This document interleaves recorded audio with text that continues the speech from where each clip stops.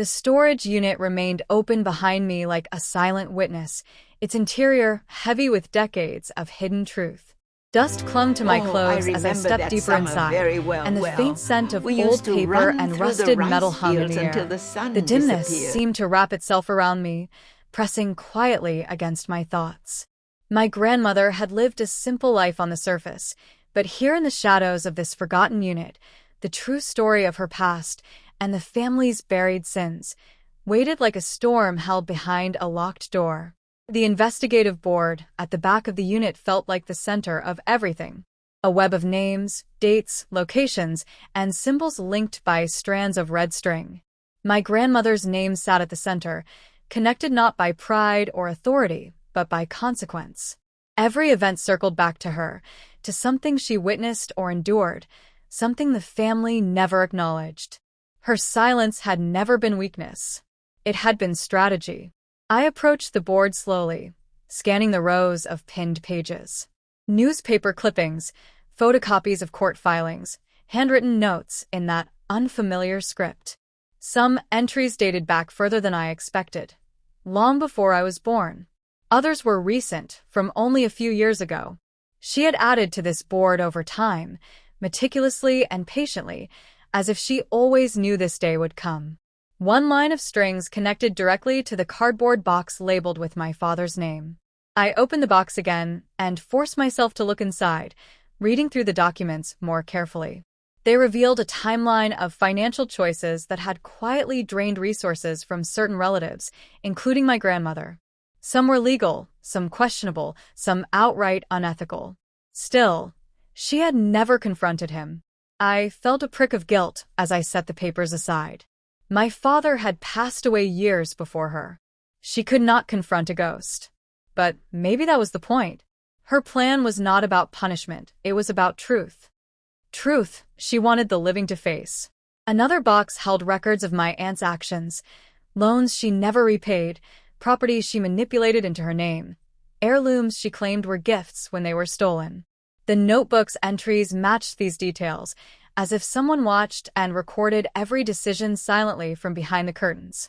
Then there were the unfamiliar names, strangers, distant relatives, people I had never heard of.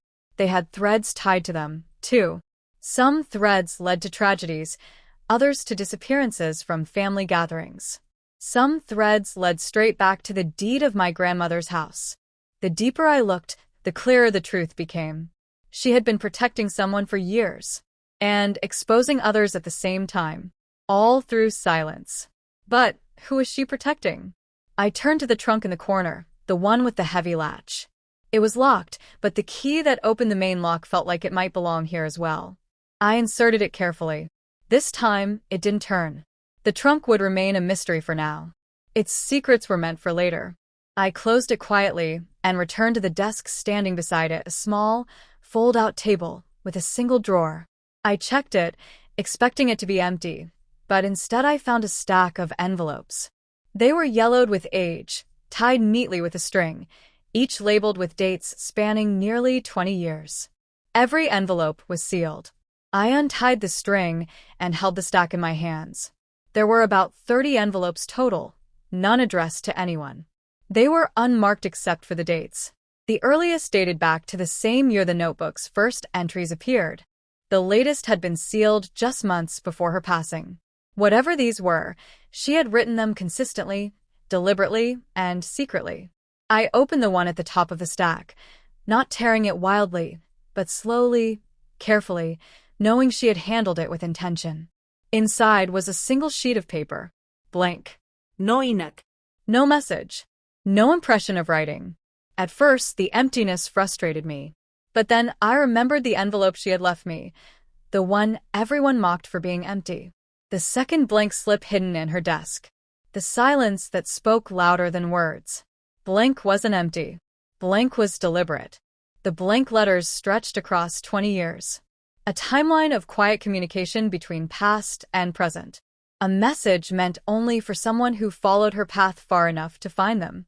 I placed the blank sheet beside the others. They were silent pages, but together they shouted a truth I was beginning to understand. My grandmother had been documenting reactions. The dates, Those were the important part. The letters were never meant to be read. They were meant to be counted. Each envelope represented a moment tied to the events on the investigative board. A betrayal, a theft, a lie, an injury, something that wounded her enough to add another blank envelope to the stack. 20 years of silent injury. 20 years of blank acknowledgement. 20 years of preparing her revenge. And I was holding the entire history of it in my hands. The weight of it made me sit down on the cold concrete floor, the world spinning slightly as the family I thought I knew began to reshape itself into something far darker. The faces I had grown up with were tied to decisions that had hurt her deeply. She never confronted them, not because she forgave them, but because she needed time to build something stronger than anger. She built the truth, a truth she wanted me to carry. I took a deep breath and forced myself to continue searching the unit. I found more boxes, more notes, more evidence of things the family never imagined she knew. Things they thought they had hidden well. And through every discovery ran the same thread. My grandmother had been preparing a final, undeniable record of who they truly were. A record I was now responsible for. As I closed the last drawer and swept dust off my hands, I knew one thing with certainty. She never intended to destroy them with fury. She intended to expose them with truth. And the next step of her plan was still waiting, somewhere in her house, etched quietly into the remnants of her life. I locked the unit behind me, the old metal door rattling into place. The key cooled in my hand as though reminding me that I'd only uncovered the middle of her plan. The next silence would speak even louder.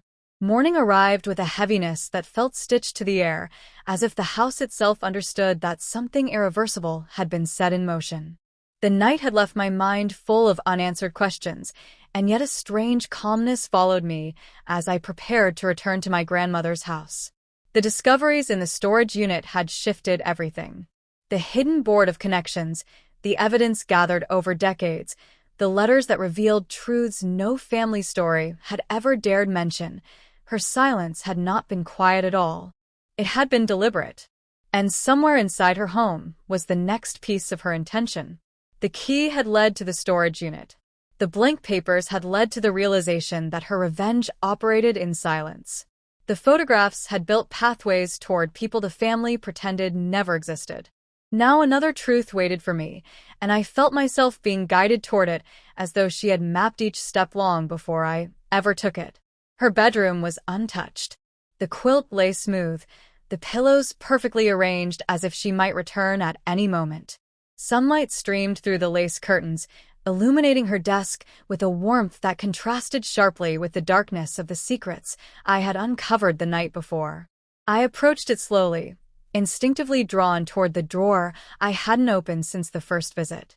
Inside, I found a thick envelope, larger than the others, its edges worn but carefully preserved. Uncover her work and carry it forward with patience and respect.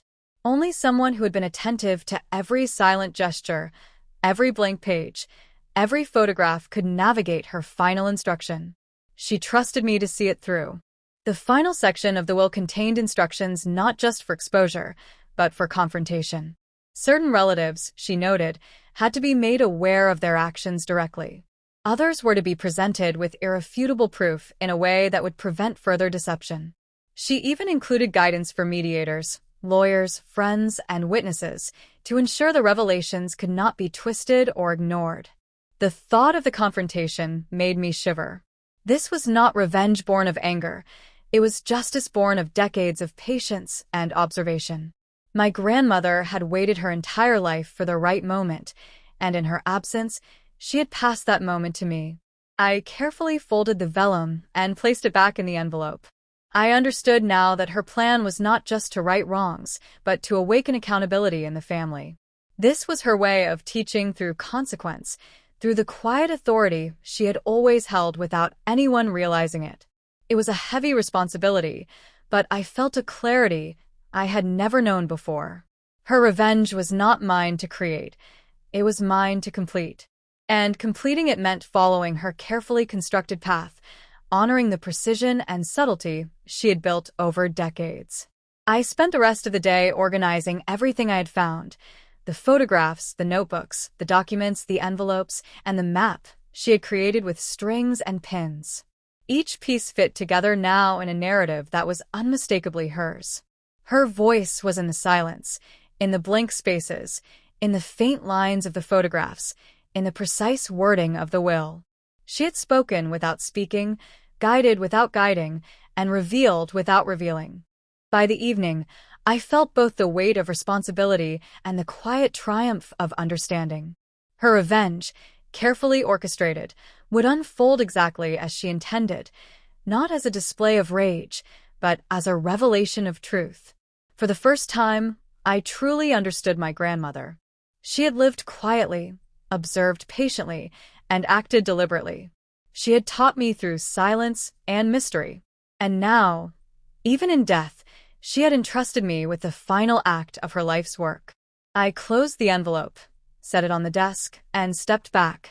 Outside, the wind stirred the trees in the garden she had tended so faithfully. Shadows stretched across the floor as sunlight faded. The house seemed at peace, but I knew the work ahead would shake the very foundations of the family she had left behind. Her revenge was near its climax, and I was ready.